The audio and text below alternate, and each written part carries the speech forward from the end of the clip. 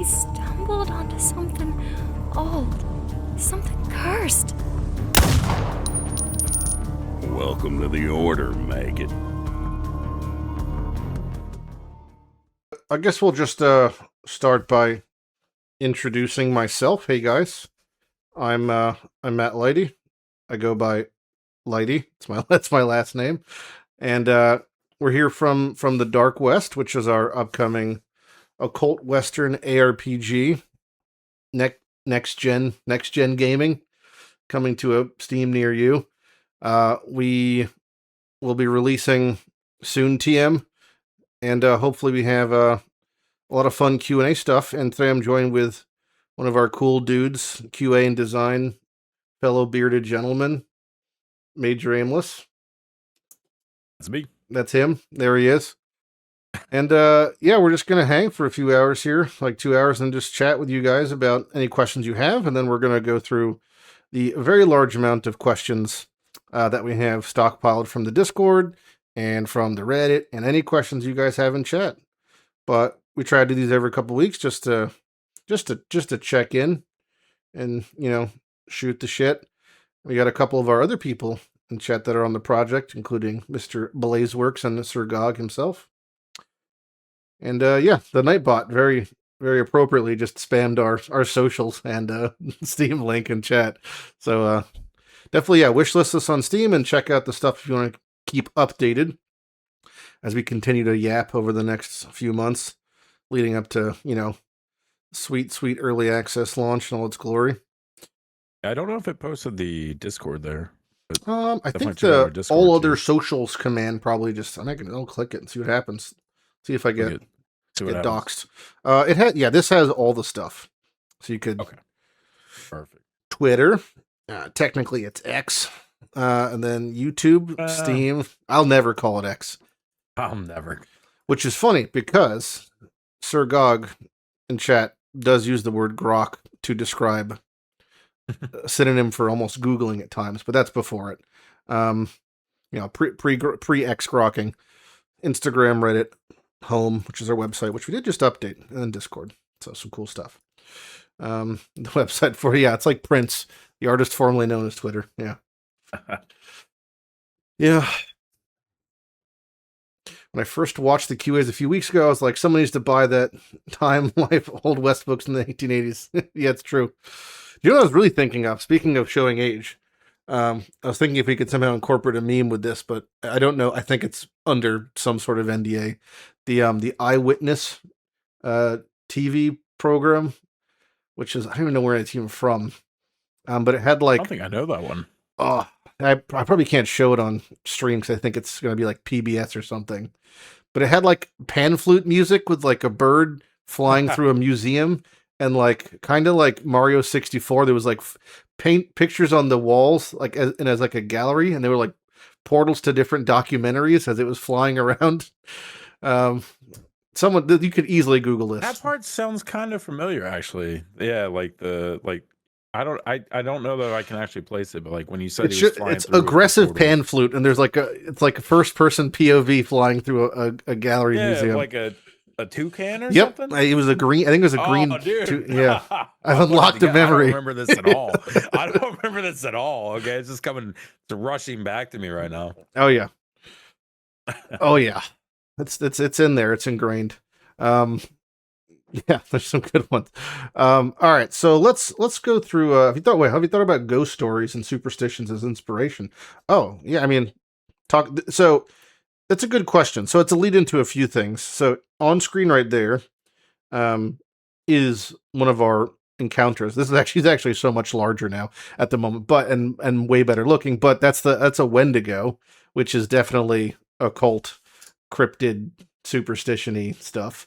As far as like folklore and ghost stories, we're definitely pulling from a lot of things like that. Yeah. We the one thing, it's a question that constantly comes up in the era, is there's a lot of things that touch on a variety of cultures that we have to like navigate like a social minefield to a degree. Carefully. Yeah, because we don't want to offend anybody. So a lot of the things we're taking are like the generic variations, or the like not strictly tied to either indigenous, Native American, anything, or even like, the West as that time frame. America, pretty much America before, always, but especially in the 19th century. And if you go back to the 18th and 17th century, was a real bummer for some group of people always. So we try to just be as respectful as we can by not, by tiptoeing around certain things. I mean, we've got a lot of railroads in game. Yeah. Those weren't built the most ethically historically. So it's like, that's definitely on our radar. We're going to do the best we can to like not lean into that sort of stuff and just go generic occult, but pulling respectfully from like certain things, but very carefully from a distance, because we're absolutely cognizant that that's a thing we could fall into. But yeah, because it's just you could draw a parallel for something like Path of Exile has a ton of like Maori kind of parallels from Karui stuff, but it's a New Zealand company, so they have a lot of validity there. If PoE was made by a company in Boston in the United States, and it was two guys that looked like myself and Major Aimless, it would be much more of a problem, right? So we have to just be aware of that, because it's a delicate little tiptoe. There's a lot of like the occult superstition stuff that we definitely dabble into, and for sure, using for influence and stuff like that. Yeah. I didn't ask it, by the way, but if as I'm assuming our audio is fine for anybody in the chat. If it's not, just say something and we could adjust it as well. And if for some reason the stream dies, it's because my entire state has lost power in the snowstorm, and I'll be following suit and probably dying soon. Aimless's voice is lower than Lighty's. Well, perfect. This is why I have these questions. I will make you 30% louder. Yeah, the snow is beginning to fall, and it's not going to stop until it said Tuesday or something, so that's cool. I hope we went out and got some supplies. I did. We hit up Costco yesterday, and then we went to the grocery store again today. So we are perfect. We're good. Yeah, most of the supplies weren't needed things. It was more just wanted things, which is often the case. That 5-pound bag of mozzarella sticks I bought at Costco. I don't think I need that to survive, but I want it to survive, Yeah, I mean, you'll survive either way, but the enjoyment of the survival will be a little gets better, for sure. That's a good question. Will Costco be in the game? I don't know. I'm probably going to say no from a let's not get sued by Costco perspective, which, to be fair, Costco did just sue the U.S. government recently. I think it was last week about a tariff issue. They might want to buy an ad spot, though. We will. Well, yeah, I can. As you're going down the dusty trail, like a tumbleweed goes by. It says a big Costco Kirkland on the sign. Right side, there's a Costco. It's more of a Kevin thing, but I'll just give the green light if Costco wants to sponsor us. The largest retail company in the world aside from Walmart, maybe. I think we're all on that team. Yeah, true. The hot dogs it's funny because presented by Costco. That'd be great. I mean, we would talk about an endorsement of a century. It's crazy because obviously, like the Kirkland brand hot dogs, the $1.50 for the half-pound hot dog and the drink is like the goated, value. But how can you go wrong with that? In 1870, that would have been wild expensive. It would have been like the level of inflation. Even then, if $1.50, I think you could buy a stagecoach for $1.50. Buy a house. It's true. It's one thing we don't have in the game right now is you just like, because I know World of Warcraft just added, you can't purchase a house. Although we're coming soon, Tim. We're definitely we've a few people, pun intended, in-house. We've all talked about the idea of some sort of infrastructure development, whether it's like you purchase a room at the inn, or maybe the town physically starts to get worked on as time goes on. I think we'll probably dabble with that idea. It's definitely like a C-tier priority on the layer of priorities, but it's like it's a cool one, the idea of some sort of seeing, because world building is such a interesting part of our game, the idea that we could see some sort of infrastructure, some sort of foundation in the town shifting as time goes on. Definitely is on like something I think we'll mess with at some point. I think it's a cool idea to see, especially for the way our game is set, to have like some reflection of what you're doing in the world around you, Yeah, and the things, the decisions you're making and such like that. for sure. I agree. Yeah. We do have, speaking of covered wagons and the canvas billboards, we were one of the mechanics we're working on next week for implementation. Well, at least the framework drafting is some sort of caravan system, which we've been fiddling with the idea. So we're going to be starting to work through that this upcoming week. So we'll definitely have, at least that'll be represented, the stream chat scene could use some adjusting. Let's see. What do we got over here on the old chat? Is it the... Well, I could do this. If I do this. Well, it's going to get cut off. That's just it's scrolling down. As long as the width is okay. I think the width is fine, right? Yeah, it looks like it's in. Yeah, the vertical is a problem because we don't have the template we had made for this, which we'll be updating also as time goes on, is not the exact, I think, vertical count as the width of the stream chat. So as things scroll up, I think it could get nicked. But, unless it's just delayed. Is that the other thing? How far down am I? Let's see. What if I go down here? That's it. That's all I got. Can make it larger, probably. It's cut off regardless. What if I do height 1? What if I do height 1 million? 1 million pixels high. Let's see. No, not 1 million pixels. It might just be like incredibly long. What if I do 2,000 pixels high? We're getting there. I've almost... The question is it just going forever? I think Well, it that's is. almost caught up right there. Let's do 3,000 pixels. Okay. So that's the bottom. I've reached the bottom of the well. Yeah, perfect. There it is. So now it's only the most recent things. This is the exact science, by the way. The Bonky brothel would be It a never great is. reference.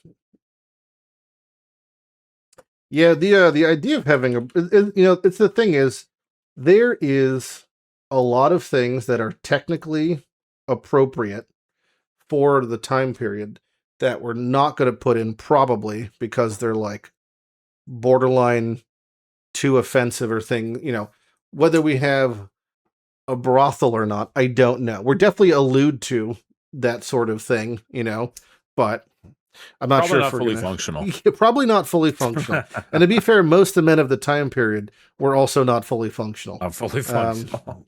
So, hard to say. No opium dens. Yeah, No. probably. Yeah. Well, we have alcohol. We have an alcohol system, but we don't have an opium system. I don't think we're going to get an opium system. I do realize now that Probably not necessary. Yeah, we'll probably stay clear of that one. Although it's tempting. Goldshire mailbox. Oh no. Yeah. We're gonna steer clear. Yeah, there are a lot of things that are time period appropriate. People don't think there are because there's a lot of overlap during that time period that people don't realize. The Wild West overlaps with a lot of modern inventions as well. I mean, we talk about the one we joke about, right? Is the Gatling gun. Mm-hmm. That's a big one. Man, how do I get this to refresh browser when scene becomes a... It just keeps going to the top. The chat. Do you know what I'm saying? Like it's not keeping it's the resetting bottom of the it. chat. Wow. Will it ever scroll up, I wonder? Time will tell. What if you bring it back to 800? I made it 8 pixels long. It's gone now. Lost but not forgotten. A little more. You don't think 8 pixels is long enough? RIP chat. Oh boy. I like that there's the cookie advertisement pop up that I just can't click because it's not a real box. My favorite part. If you add a target dummy for DPS checking game, can you make it? Can you make it Twitch chat? Yeah, what it feels like basically. Put a Twitch integration. Twitch integration. Yeah, for the target dummy. Oh yeah. We have the idea for our target dummy is, we need to have a way to. It's awkward because we want the information displayed, but how do we? We're in the Wild West, right? So it's like you could. Our initial idea was to have something like a man holding up a board, like written down on like whatever that showed what your DPS is, and it was refresh every amount of time. Because we can't just have like a display thing that says this is what your DPS is, because it's like a little too much immersion breaking, But yeah. Yeah, it's hard to figure out how to thematically keep it in the box, Yeah. Firing range score sheet. We have like again, but that's the thing. How is it updating? We can make it either a cult, or we could do it tied to like somebody. Like, so the one we had, the example was a man who was just like with chalk, basically just doing it,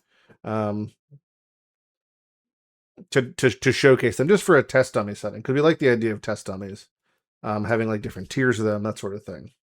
Will there be a demo soon? I mean, yeah, relatively soon. Like we're talking like not years, man. I mean, the release is going to be not years even. Not years. Yeah, not years. Not even a year for EA. Yeah. There's damage numbers in game to display, but the idea that people would like to test things is part of it. Representing that. I think that's appropriate to have some sort of display. Yeah.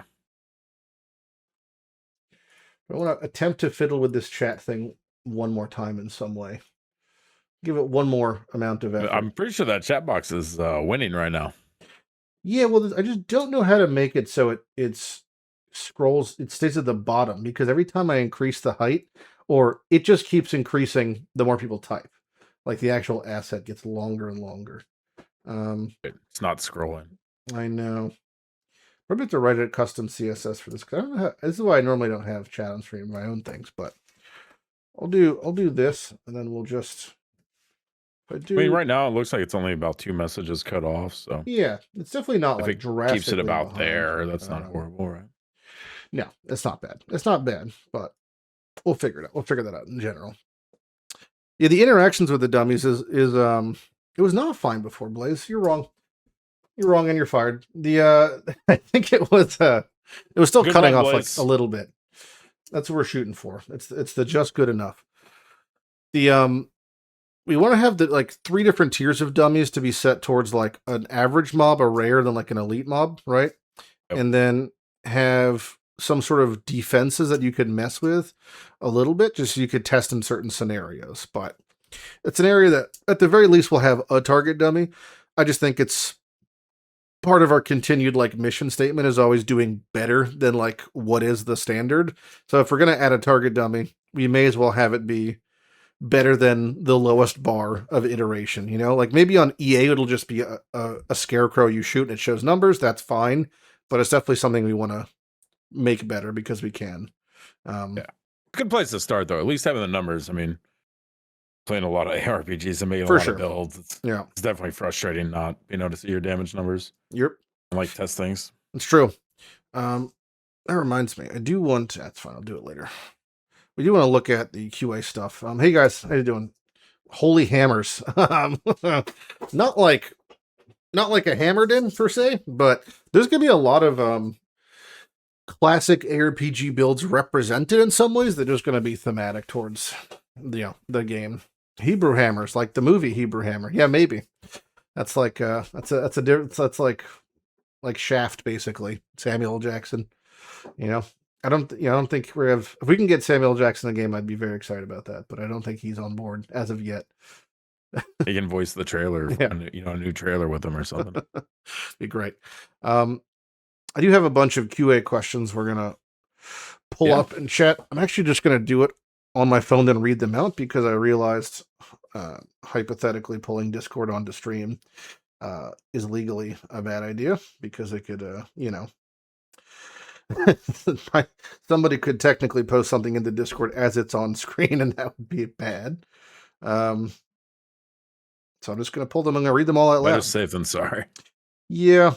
Well, we this upcoming week, we're as part of like our launching off into the world, and becoming much more visible and stuff. We want to update our Discord and like a bunch of other assets because it's a good thing. So we're getting like all the bots and stuff set up, but yeah, bots are goofy. There's not really great bot detection for images. So if you type something that's inappropriate and it's in words, it's like the bot catches it. But if you type it in like GIFs or emojis, not so much. So it's one of those things. AI is not there yet. No, the technology is there. All right, so I'm actually going to start with a question that's a good one. It's, will I be able to select the gender of my character? So that's a good question that I'm going to kind of change the answer to. So like, we are having our characters created. There's not going to be character creation in character select screen as you would like a Souls-like game or something. The character classes are already set with their models. So right now we have 3 male-facing character body type 1. Is that what they say in Baldur's Gate? Yeah, body type 1. Body type 1 characters. But we're absolutely looking at different as we, after we finish our first 3 character classes, then we're going to be looking at expanding and representing different types of things in different ways. But so right now, like the character selection, I actually just wrote our character select screen menus and that sort of stuff, and that's all written out already and ready to be implemented. But we are going to have like the kind of like Smash Brothers silhouette when not highlighted, so it's like the black backdrop. And then when you mouse over it, like pops them into color and like the front facing, kind of like in a Super Smash Bros. Melee, how you like when you had unlocked characters, they were all like silhouetted. So we're gonna have we're gonna have that for the characters, which would be cool. But then, as far as like the level of customization, the game, because the game's set in solo self-found in an offline way, at least for our EA launch, and I don't really know if we'll have character names. I don't think there's any harm in doing that, even though the character classes are already named. Like we have the class names, and we also have character names already written. But whether we'll make it so you could just name your character, I mean, probably. I don't see why we couldn't just. It'd be effectively naming your save file. So I think that's probably fine. It's a good question though. It shouldn't be an age. I mean, other than maybe like voice line or something, right? Yeah. The character names mentioned. It's true. There's no profanity filter on it. Well, again, the game isn't set in offline. There's going to be a base, there's like going to be a base profanity filter that's going to be adhered to Steam's, whatever their TOS is. So you can't just name your character a series of slurs, right? Like that's not going to be allowed. But as far as like meme names and innuendos, like you're asking about, like how OSRS has it, that's it'd definitely be able to do that. I think Tit Gun's probably going to be. I think that's within Steam. Yeah, Tit Gun's safe. Yeah, I think you're good. Sure. Because the game's going to be rated similar to games like The Witcher. It's rated M for mature. So there's already stuff that is more heightened and offensive than that. No Conan slider, no. Yeah, no hog slider. No Conan. Sorry, I'm sorry. It's a good question though. We were talking recently about when Rust added the genital toggle as a feature. It's like, I don't think that's going to be on our top priority at the moment. I could assure you right now, we would rather have unique in-game 3D modeled art for all items, including all of our masterworks, than have the hog slider. Yeah, I think we're going to prefer that. Yeah, it's pretty low down the list. It is. It is on the list, but it's low down the list. Yeah. So we had another question about, can you speed run the game? Well, it's not out yet, but when it is out, we're going to for sure host some sort of competitions, at the very least for launch. Like I would, without question, we're going to have like race to first 100, Yeah, we have race to first different levels of the deep dark, race to first certain boss kills. We're gonna have all that stuff, and I'm sure we'll have some sort of like whatever, some sort of monetary gift or prize to give away. Level 100 confirmed. Yeah, I was gonna say Gog's in the chat. He's gonna tell you level 100 is gonna be probably a rough one, and when I say race, it'll be more like a marathon. Yeah, yeah, not a sprint. God no. But when PoE first came out, 100 was a pipe dream when they made it, but it happened. So we'll see, because I could foresee if we have it so going down scales pseudo infinitely to a degree, and we don't expect you to get past a certain point, people are going to make builds that probably are immortal in some way that we're not going to plan for, or like pseudo immortal, and they're just going to, like in PoE you have the guy shit saying Steve who's gets to delve depth 63,000. It's like people are going to do it. Well, I think the thing about it is it's like having the ability to make those crazy builds is part of the fun. Oh yeah, right? Like yeah. And when you have a game as complicated, like as many moving parts as we're going to have, maybe not as deep as, some crazy games out there, but still very deep, I think.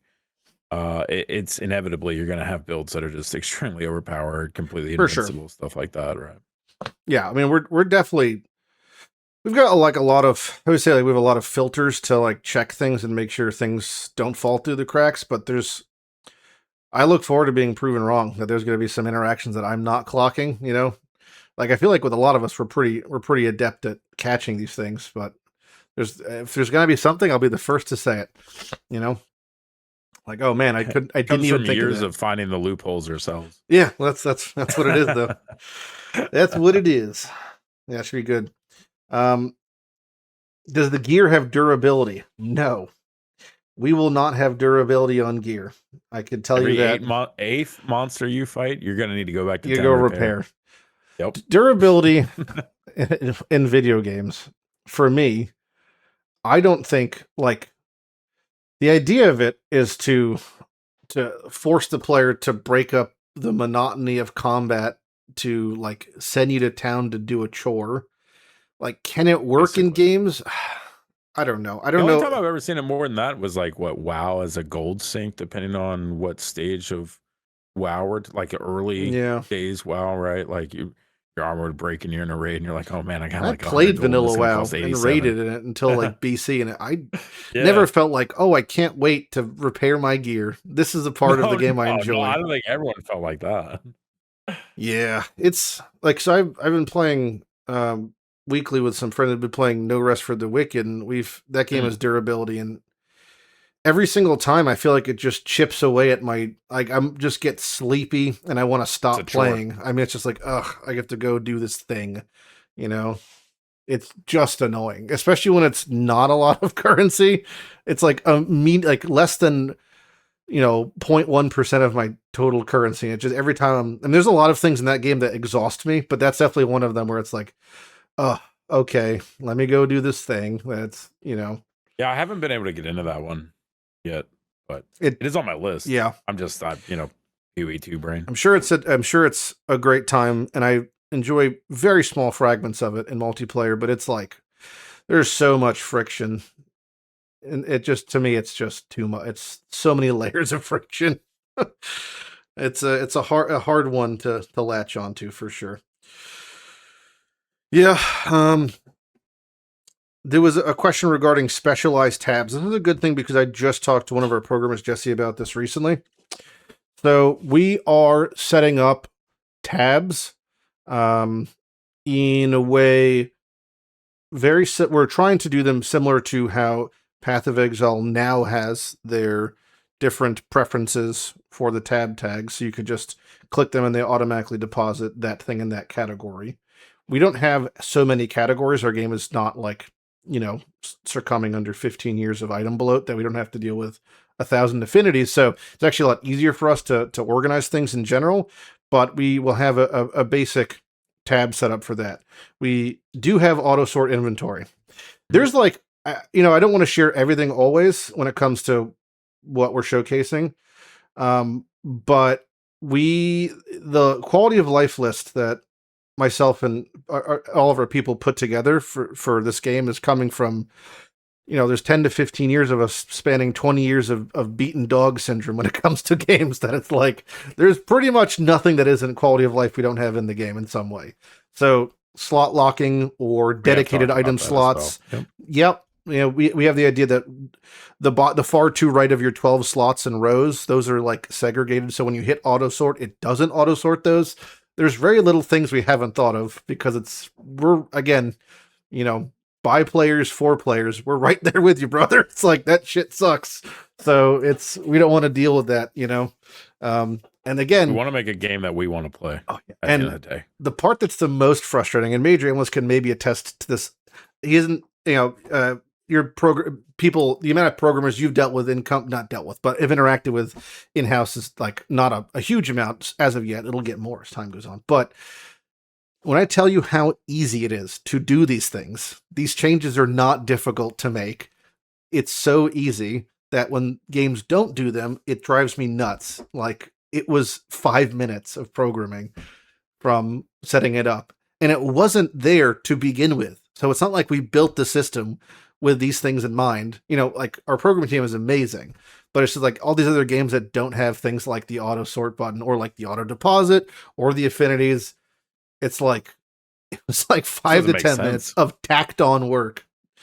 It's just, that's one of the only downside about like the leading the production development of this project. And it's amazing. We have such amazing people that work on it, but God, it's just depressing when you look around and see other games and they don't have they have hundreds of millions of dollars, and you're like, what are you doing not having this? Like, it's mind boggling. I'm sure there's explanations, but I don't know what they are, and I can't tell you. Yeah, I know. Yeah, it's a big part of it. There'll be a target on our back just by virtue of doing things correctly. Because it's just it's easy to do it right if you just talk to people. Will this build make my build for me? Yeah, only if you buy the battle pass. If you buy the Build-A-Bear battle pass, you push a button. Sessions with Lighty on Thursdays, Saturdays, and Mondays. It's true.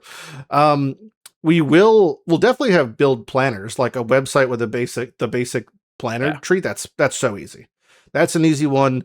You have to, right? That's how you theory craft. One of the things we actually talked about as part of our kind of like social media, like pseudo marketing, I guess it is we're going to have, we have a lot of content creators in-house that are on this project. And I think one of the things that'd be really cool to do is, as we even approach EA for like the first week, and then we'll do it kind of subsequently, which is PoE kind of did this back in the day, much more so, was like a build of the week thing. But this is kind of like a build of the devs thing, where I was thinking where we each because we're going to all want to play different stuff and do different things. And I think it'd be cool if one of our builds. Exactly. So like, even like during that way, it's also kind of like a pseudo framework for people who are like, oh, I really wanted to play this. And then Major's really into using, like, he really wants to make a Padre Judgment build, and like that be like, and then I do. Okay. So there you go. So maybe like his first build, and like, we'll do like a sort of starting demo build planner thing, is he talks about that, and like we'll have one of those every couple days for like EA week leading up to the release. That way, if you want to hit release with something prepared that works because we tested it in-house and it's like, pseudo viable. Obviously my build will be more viable than Major's because I'm just but that's like, I think that's a fun thing that some games are missing, is like, just because it's like, people always ask, especially from like PoE things, it's like, oh, I wonder what the dev, they like to play. I wonder what they're up to. And then it turns out most of the time that they're not actually playing the game, but that's a whole other thing. But yeah, we're definitely build planners. That's an easy one. Yeah, there's definitely a lot of lazy boy builds you could plan out. Build contest judged by Brandon. Yes. Oh yeah. We'll have, that's one of the fun things, is after we have release and it's all a good time. It's having it so we do the build competitions, art competitions. We got to bring back the early Blizzard days of having a costume contest, Gotta go the full mile. Is there bleed in the game? There is. Yes. Not only is there bleed, I'm not going to talk about this much more because this is like going to be definitely a devlog we do down the road, but there's a goddamn entire class who's a blood fanatic, and he's there's a lot of bleed stuff there. And there are other types Third of class dots. leaked. Yeah, third class leaked. The bleed boy. There's that. Yeah, there's other. Well, we showcased burning in we talked about burning for the Padre. The Padre being the second character class. There's definitely, and we actually just had a whole conversation. The best character class, honestly, it's really cool. The best one. I'm perform my secret fourth character class. And if I talk about our game director, will try to crucify me. There's dots are actually something we're gonna tangenting is the entire point of this 2 hours, by the way. So just buckle up for nonstop tangents. But one of the things we were talking about, I was discussing with the program team over the weekend when none of us should be working, but we all couldn't stop working, was how dots are going to work for application. So it's when you have a dot and it says this thing does damage every 500 milliseconds. So 2 times a second this thing's ticking, right? One of the things we're discussing was when should the actual first application of damage be? Should it be on dot application or the first time you reach the 500 millisecond mark? So we decided upon the first initial application. So second 0 applies the first amount of damage, which not a lot of games do, but it actually makes dots feel a lot worse because you're actually losing damage and it makes the skills feel kind of less snappy. So when you apply a burn from something, the second you apply the ability at second 0, it does a burn, and then it's 0.5, 1, 1.5, whatever. They take damage. Correct. Yeah. But that's not apparently the responsiveness is a lot better. Exactly. Because if you think about the average ARPG, when you apply a dot, right, it's that slow ramp tick. So it's like you apply it and you have to wait. It's a constant problem.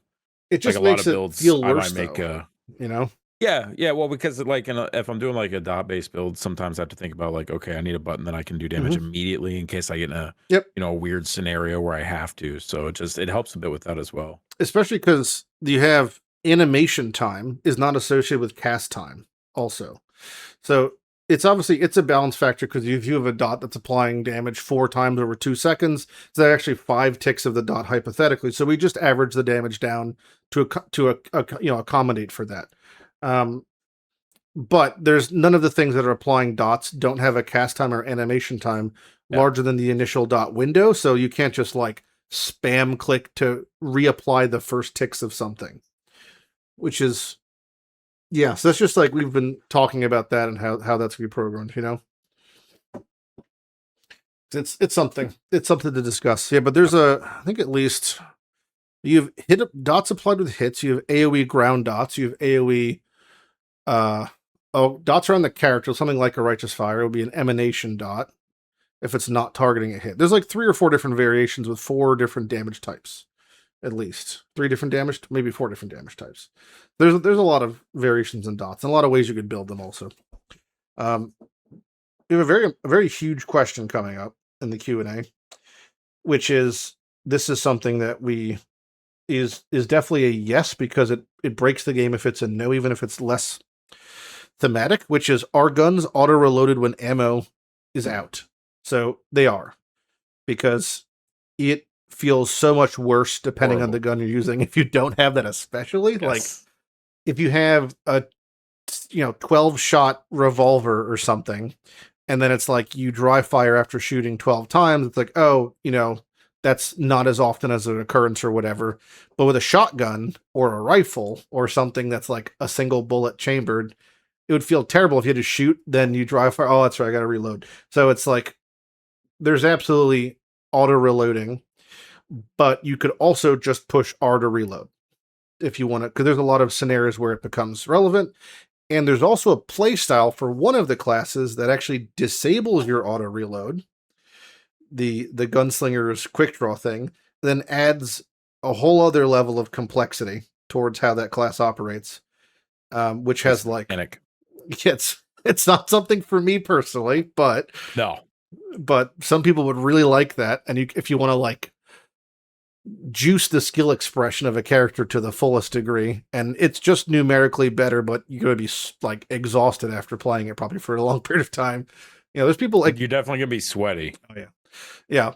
So it's like people who really like playing slam builds with like 8 war cries in PoE 1, right? It's a lot. Yeah.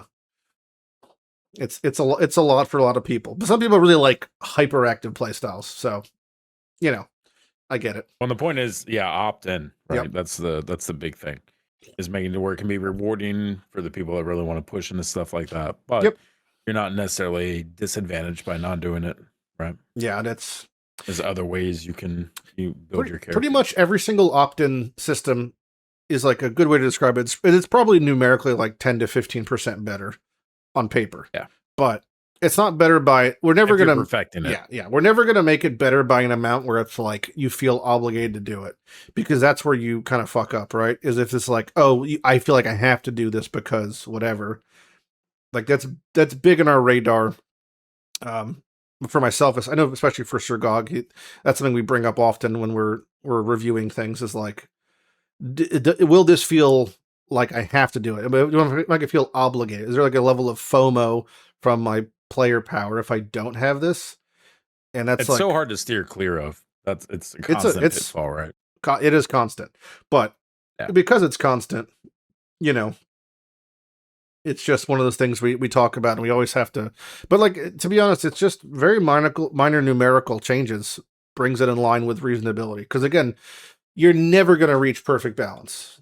It's like within like 20-30%. You don't really want to. No. You know, you want variety of experience. If it's perfectly balanced, then it gets right back to that. You know, now you have to do this thing because it's been balanced so perfectly.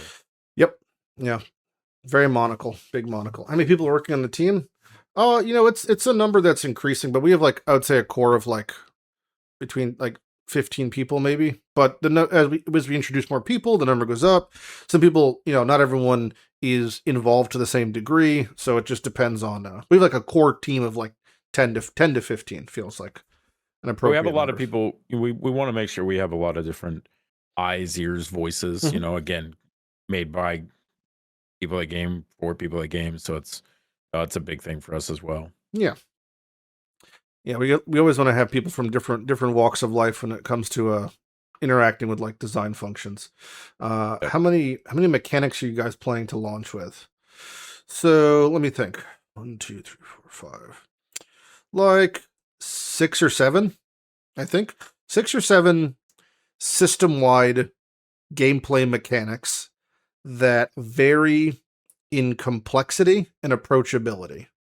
What I mean by that is some mechanics are as complicated as something like an expedition, and some are as simple as what would be like a shrine, maybe a slightly more advanced shrine in PoE, you know? Yeah. I really didn't intentionally mean to say 6, 7. You did. I don't think I did.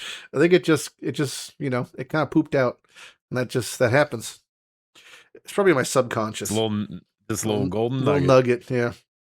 It's true though. It is about, and so that's also, when I say system-wide mechanics, I'm not including things like click a chest and it opens up and gives loot. Like that's not a system-wide mechanic. It's not a mechanic. No. Yeah. Mechanics are different levels of interactability. Like none of our mechanics, even our simplest current proposed mechanic, is not at all simple, and our most complicated, what would be like a map-wide system mechanic, is more complicated than I think any I've seen in a map-wide mechanic. So like when I mean map-wide, like Delve in PoE isn't a map mechanic, it's its own instance slice. Heist is its own instance slice, right?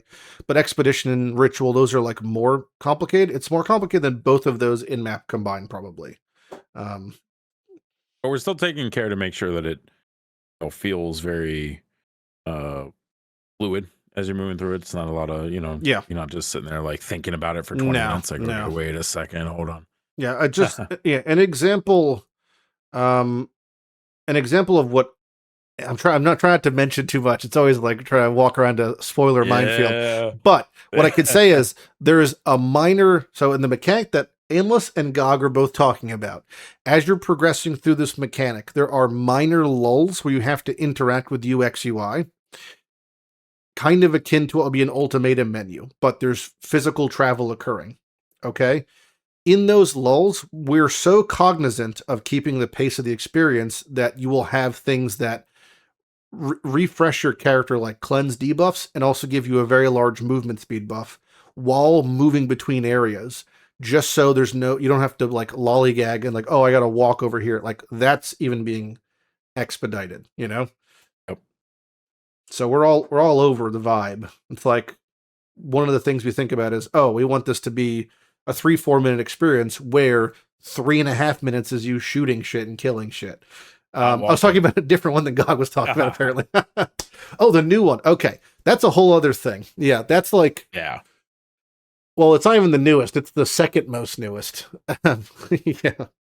That mechanic is, given to you in one way and you have 3 ways of approaching it. That totally changed the dynamic. That's a whole other thing. We got a lot of stuff. Yeah. There's a lot. There's a lot going on. A lot going on. Another question was, how do we get health back? That's a good one. So this is actually, it's sounds like a goofy question, but it's such a massive conversation. The conversation is, do you have base regen in your video game, in an RPG? Do you have base life regen? So we do, 0.5%. Okay.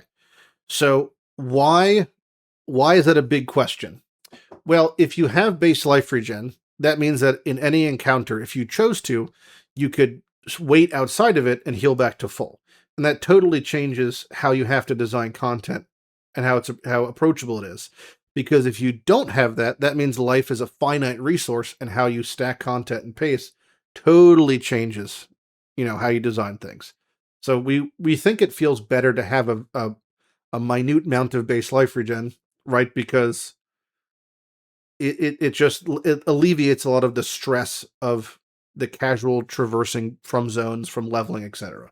I think it's definitely it solves more problems than it causes compared to the other side. Yeah. And yeah, regarding the loot filters, we don't want, if you hit alt, your game shouldn't crash. No. Yeah.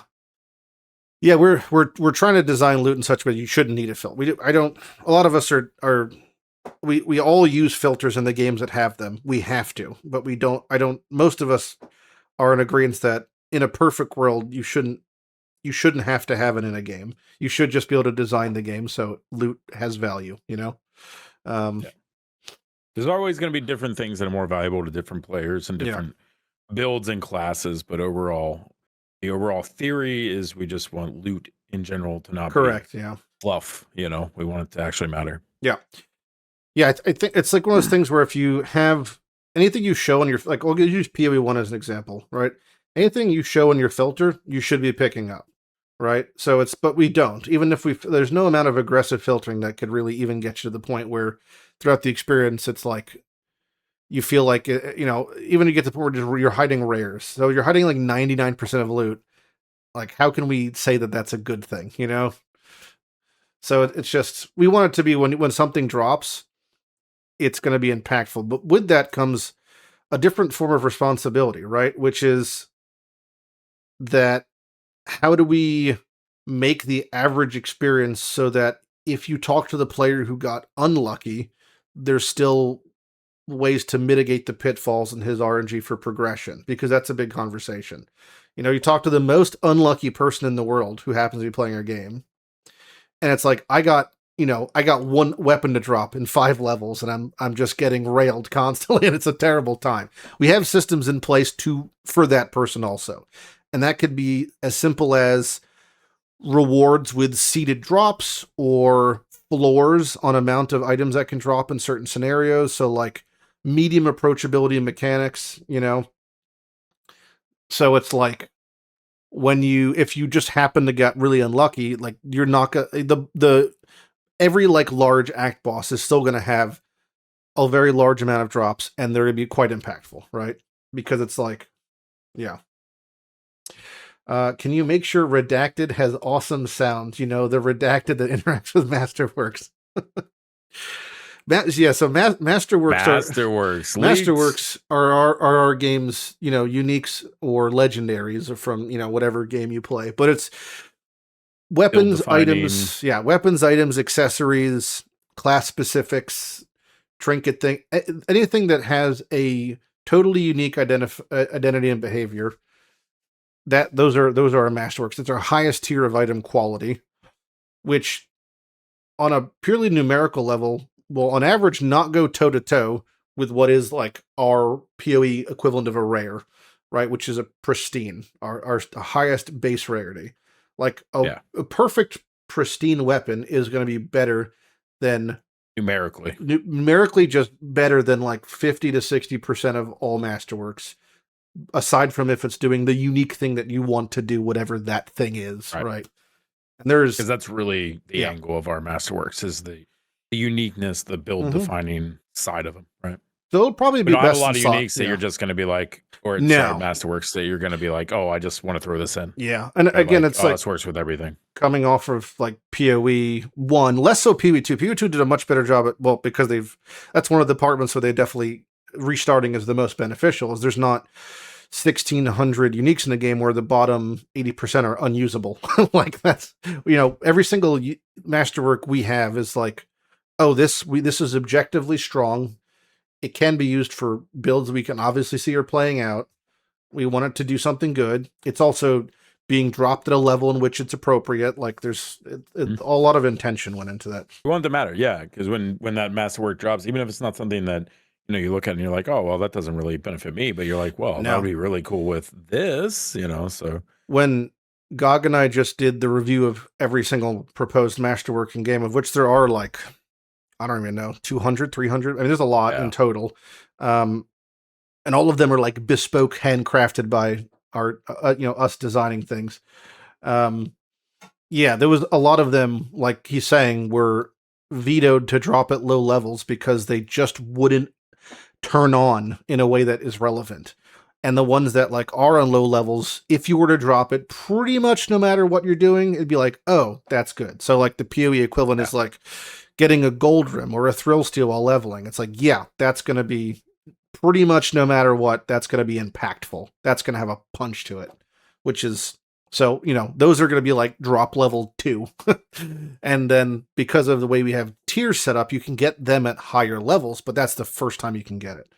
Yeah, we really do not want the first Masterwork. Like, if you happen to get a Masterwork early on, it cannot be a dud. So, like, where that doesn't, it's not really the same in PoE 1, but like getting like a Crown of Thorns or like a Ghost Writhe in PoE 1, like as your first unique, it's a bummer. It's like, oh, I can't use this at all. This is terrible, you know? How are we going to do the drop rate stuff? Too complicated of a question to answer, but things will drop. Yeah, things will drop. It'll be good. It'll be good. God can type a TLDR, but the long story long is there's drop pools. TLDR is 10 pages. Yeah, there's drop pools. There's mechanical drop pools. You know, there's so much of that. Regarding the question for the basis of the crafting system, we absolutely have the basis done. It's going to be implemented and tested internally through us probably in 2 weeks. We're going to start very soon. Pretty soon, yeah, because we're doing itemization in the next like month or so. We're doing pretty much the entire game's itemization, and then we'll be able to sit there and fiddle with crafting.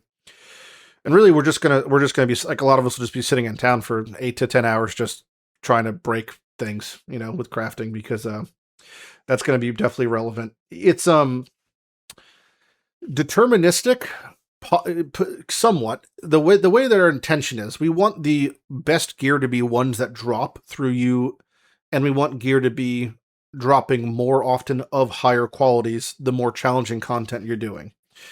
You know?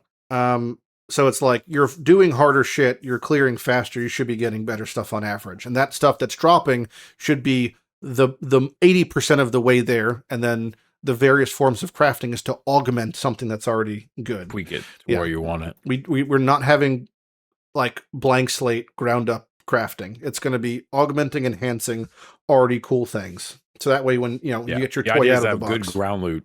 yeah, right? ground loot good. There is Ground loot good. 0 magic find, none. This is something. When Gog and I were talking initially, we were I don't very even know what that word means. very, very sure of, because it will warp the game in a negative way. We have something set in game that is magic find adjacent, but it's loot specialization. So this way you have various forms of dropping more of one thing and then less of one thing. So if you wanted to farm if you want to farm a specific thing, we have ways to represent that, but it's not going to yield, like, you're not going to need like PoE 0.1 or 0.2. Like, yeah, we don't, that was, it never works because you're not getting more overall loot because correct. of doing said thing. Right? Right? It only breaks the game. Specializing what you're getting a little more. Yeah, this is it's a big one. It's a big no because it just really fucks the game up. Yeah. Yeah. Yep. Yeah, it's a big topic. It just causes so many problems. The only way to get better and more loot on average is to fight harder content and more of it, which, what more can you ask for? I mean, that's what I want to do in a game. Yeah, if you want to get, like, when you kill a big bad boss, you want to get some badass stuff. I don't want to, grind sheep for 4 hours. Like, that's just not the vibe. Cows only. Yeah. How interactive is your skill design? That's a good question. Are there things like channeling, charging, time tapping, play? Yeah, we have a lot of stuff. Yes. TLDR was a lot of stuff. Yes. We have the one thing to talk about. So the game's movement setup is innately WASD. Yep. We're exploring mouse and keyboards on the radar to add as well, but it's baseline WSD. The game's designed around WASD. Okay, without question. So to that, we really hate the idea of channel canceling being a thing that's like you have to play around. So if you were to be using a channeled skill and you like misclicked and hit any of the movement directions, it's not going to cancel your channel. So channeled skills can all be used while moving with a very large movement speed penalty. So like something like 80%. That's like a baseline. Also, every single value I ever mentioned in this live stream and the further ones basically can be augmented in some way, including movement. Yeah, they're augmented to the point where you could there's a lot of items in game that affect movement while channeling. They reduce that duration. They do things, but you can move while channeling. So there's, because it just makes sense. Like one of my major complaints from like the recent PoE 2 patch was using the oil barrage on the Wyvern, and I was locked in place. Like I couldn't turn past the left and right. That was like a static angle. And it's like, well, I get why I could slowly move, but why can't I change the angle? It just doesn't make sense to me. Like why I wouldn't be able to move my head, past a certain point, because I have feet, So yeah, it's so weird. Yeah. Everything else they have, like, you can move, but why specifically on that one? So we don't want anything that's going to hinder the experience, the right? vibe. Yeah, we're big on the vibe. It's like we want you to have fun, man. Yeah. Blaze is a question for Major. What's your favorite part of the Dark West so far? The dark part? No, the West. Yeah, the West part. Just the West. It's the West part. Nothing but the West. I think my favorite part of the whole game so far is honestly, I mean, we just said the vibe, but yeah, the vibe. Yeah. I like, I think, if you look back to like Diablo 2, for instance, when you play that, it was quite a vibe when you logged in, right? Mm-hmm. Definitely felt very thematic and just, a little bit in all. And I think that's one of the things we're kind of going for, really just bring that feeling. Like it's not just logging in and, obviously you're logging in playing a game, but like the world that's around you, it makes sense for the setting and it kind of pulls you in pulls you into the story a bit more. Mhm. I think if you have a good world that's built well, it's just because a lot of us click through, Same. cutscenes and click through dialogue doesn't mean that can't be built well for someone that wants to take a second and actually experience it, right? Yeah. And taking that second a lot of time can just make that world feel even more in depth. And so that's something we really want to do. Yeah, it's like the world building is part of the intention, so much so that when we design mechanics, like system-wide gameplay mechanics, like something akin to like what would be Harvest in PoE, like a mechanic like that with the breadth of expression that is. We have different levels of like reputation with our two faction systems, the Order and the Damned, that's like fluxing behind the scenes as you're making decisions. And the mechanics themselves change how they play out. And the benefits of them slightly go in certain ways depending on your in-game lore affiliations, right? So it's like it's such a important part. And it's less about like yeah. It's not like it's the decisions, it's natural decisions that you're going to make as you play. Yeah. Which is one of the cool things about it, right? It's not like it's not like a dialogue box that pops up and says, do you want to save the town or burn the town, right? It's just as you play and you do things, naturally you're going to progress more with one side or the other, and then things will change in the game from that. So I think that's what's really cool about it, is it's just so fluid again. Yeah, we want it to be happening like almost as a noticeable byproduct. Like we don't want you to have to be like worrying about anything, and in no way is like either more in one favor, less in one favor, or neutral objectively better than the other. Like there might be some sort of min-maxed minutia eventually, but it's being designed in such a way that like the benefits are equal on both sides. An example of what we didn't want, and one that I can give, is in like World of Warcraft reputation vendors that were like in-game narrative choices, but there was like an objectively right one because the vendors had different loot, and sometimes they were literally cool idea, like best in slots. So it just felt like you had this level of FOMO where it's like, oh, if I don't side with that thing, I'm not going to be able to use that item. Like that's the wrong it's a cool design idea of having the rep to get stuff, but locking you out, that's not good. So right? we're definitely not having that. And it's like the level of integration is even, we're just developing the system for like certain in zone vendors.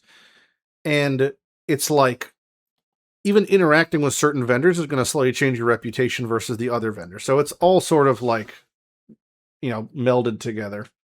Aldor Scryer, say hi. Yeah, no. Hydraxian warlords, go away. I think my WoW days are behind me, but every single expansion I play retail for like the first 3 months, and then I just be like, all right, well, I've done it all, and I hop off again. I took a really long break, and then I did get convinced to play when the Dragonflight. Oh, Dragon, yeah. But I haven't played since then. Yeah, normally I play like 3-4 characters, and then I'll like level something during time walking week, and then it's like, well, also I don't, we're going all over the place again, which is gonna keep happening. But I really hate add-ons and like plugins and third-party tools, and it was so bad for so long. Yeah, it's gotten a lot better now, like with the removal of all that stuff, which is to bring it back full circle to the Dark West. One thing as someone who, when we're designing things, I fucking hate that stuff, and I hate having to not be in game to look something up. It's like we're so mindful of that, to having all the information be in game with not only is the system menu is going to be the most atrociously explained in every direction that you've ever seen, but the glossary is going to be so insanely in depth that you'll have access to all of the things you want. And it kind of ties into a question earlier that Froxy asked about, do I have to know how to play poker to interact with the card system for me to know all the possible buffs, or they could be in an Excel sheet week 1? So like there's a couple things, that aren't explicitly said because we want you to find them, but they're not like game breaking things to not know. So when you put in the card system, which is 5 different slots to form a hand in your inventory, an extension of your gear, basically, you have poker cards and you have tarot cards. Okay. So the poker cards are like ace, of spades, 2 of clubs, whatever, king of hearts. Okay.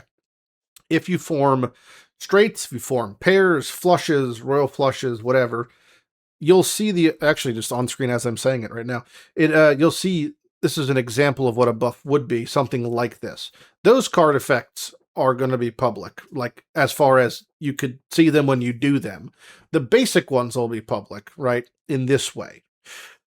In the game guide, they're probably not going to be public for, like Gog is saying, for a small amount of time, but they're all going to be, you know what those are. You know that there's 2 of a kind, 3 of a kind, 4 of a kind.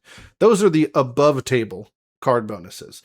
There's a lot of below table card bonuses that we're going to have, where it's like a dead man's hand was it aces and eights, I think it is. Like that's an example of one. Or like, a lot of these cards are going to have, in the tarot card versions, are going to have letters to denote them. And maybe those letters spell words if arranged in a certain way. Maybe the order matters for certain amounts of cards. Maybe doing 5 of a kind does things. Like those are things we're going to have, hidden for the fun and the joy of it for a little bit. But will they be on Reddit day one? Probably. Can we prevent that? It's like, no. Yeah. We're going to find a lot of stuff, but there's, like Letty said, we do want people to explore. So, and hopefully there'll be things that last a little longer than 24 hours. Oh, there will be, because, there are some modifiers on Masterworks that I literally wrote hidden and do not show in game. And some of them will be like doing different effects depending on what you're fighting. And most of these are like small things that don't really matter, but like they're hidden values. So that will not be in game. You won't even see if you hold Alt and item descriptions. But yeah, everything's like, we're trying to pseudoscience most things. So you can go over the natural card count. Like you can have 5 aces of spades. And depending on your build, you might, because aces is the highest poker card representation. They're going to be quite rare and very valuable. Spades is a totally different roll pool than a club or a diamond or a heart. So it's like, I'm just going to throw out names and numbers here, but like if you really, really wanted cast speed or maximum ammo count or some very specific thing for whatever build you're making, right? Because some skills like utilize your entire your entire ammo belt. So maybe you want as much high ammo count as possible because you want to dump all the bullets as fast. Or you're trying to do a caster build, you got enough regen on and mana on your Padre that you can cast like crazy fast, right? That's one of those things where maybe you want that. So maybe you will just use 5 of a kind, and maybe 5 of a kind does something, so. And you can do any combination of, regular playing cards and tarot cards, however you want to do. You can do all tarot cards if that's what you want to do as well. You could. But, much like the masterwork to the pristine item quality, it's kind of a similar thing where, like, no tarot card is going to have really close to the amount of flat stats as a perfect ace, hypothetically. The perfect ace won't be doing something unique like a tarot card would. So it just depends. Be sure with enemy info reveals you hit milestones. Yeah, that's it. That's already in. Everything you just typed almost verbatim. It's already on our maybe even more for milestones. Who knows? Let's see. Number of kills with weapon types. Well, I know ours has a lot. Well, the one that I wrote has way more stuff than that, to the point where like I'm not even going to tell you the specifics, but there are like some what's the word, like cosmetic unlocks for like million kills on things. There's like some rewards for nothing that's going to infect like your in-game like build, like non-build stuff, but just like visual memes. Yeah, there's definitely things like that. Yeah, one of the things that we really wanted to ensure as we work towards the early access launch is that this shit's launching as like the campaign content is maybe like 50% of the total it's going to be, or like for whatever, 40% the total mechanical expression, maybe like, again, 30-40%, but there's like absolutely endgame stuff and absolutely enough content that you could sink time into it. And one of the things, like our order of operation for how we're implementing stuff is like, I don't think there's any shot we're going to have 3D representation for most items in game. But we'll definitely have we'd rather have like all the items in game that have 2Ds than work on the 3D. Like, we don't have $10 million to like, that's one of the things That's our after EA discussions. We'd like to get a lot of them in, but every masterwork is going to have unique 2D art, like the in-game gun art, and that's to me like that's I'd rather have the item in game and looking great on your 2D screen than worry about like 3D modeling stuff, because that just takes way more time and money to do. And I saw someone said, "Can I turn a 6 shooter into a 25 shooter?" Oh yeah, Yes, yeah, 20. yes, you can. Yeah, Yes, you can.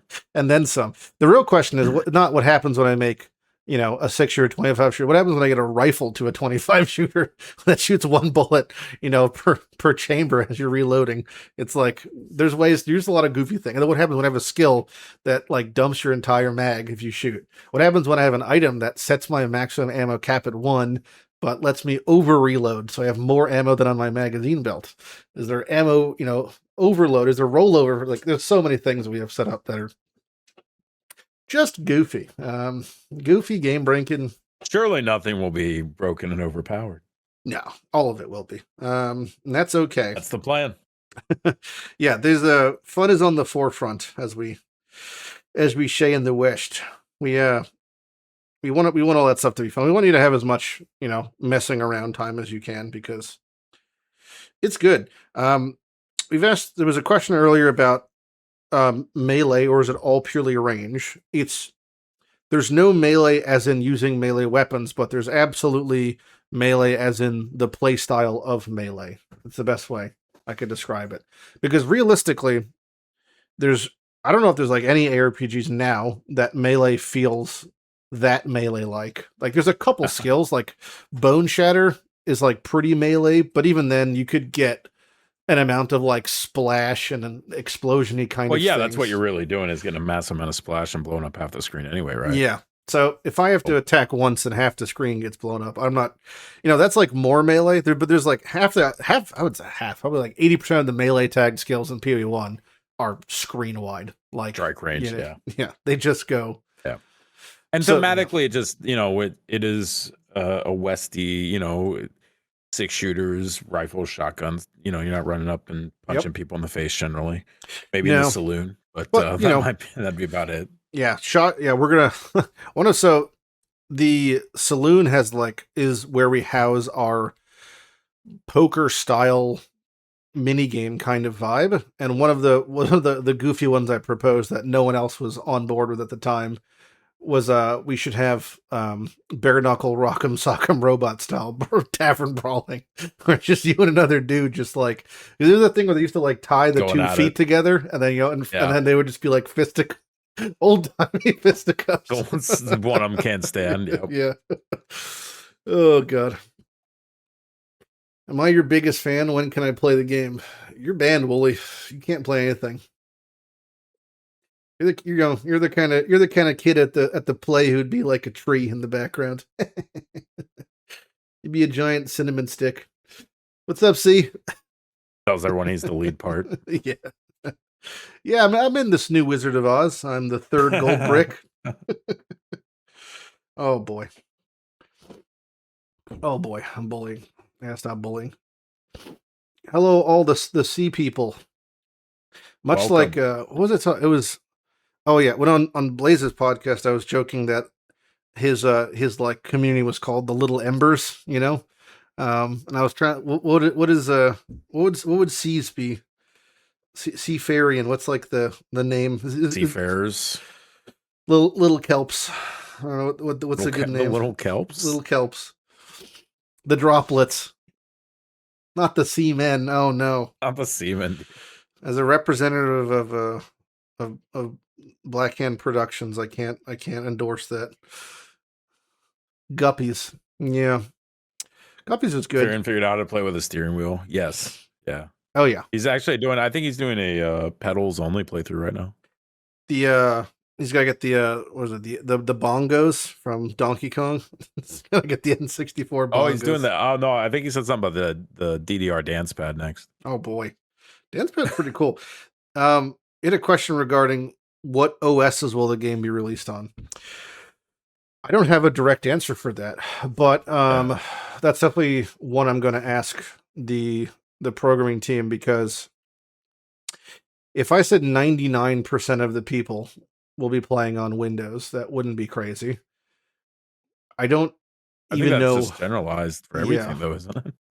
It is. I mean, you could always run parallels on different things and have OSs, but I don't really know who's. I know a lot of people who do Linux, but I don't think. I mean, Linux and Mac is definitely not on the radar for sure. But yeah, I'll ask them. It might be like not complicated for the 10 people who want to run Linux and Mac.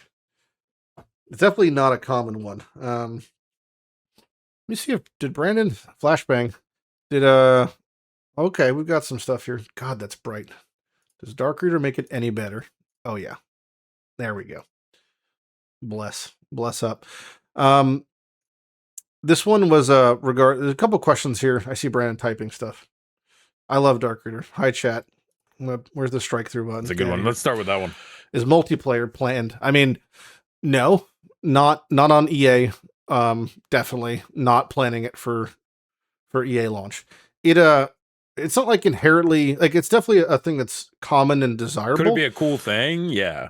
It's better to not have multiplayer than do multiplayer bad. Full stop. I think we're not a big enough team. I don't think to really push that angle right now. It would be a ground up rebuild basically to do it in a system wide way.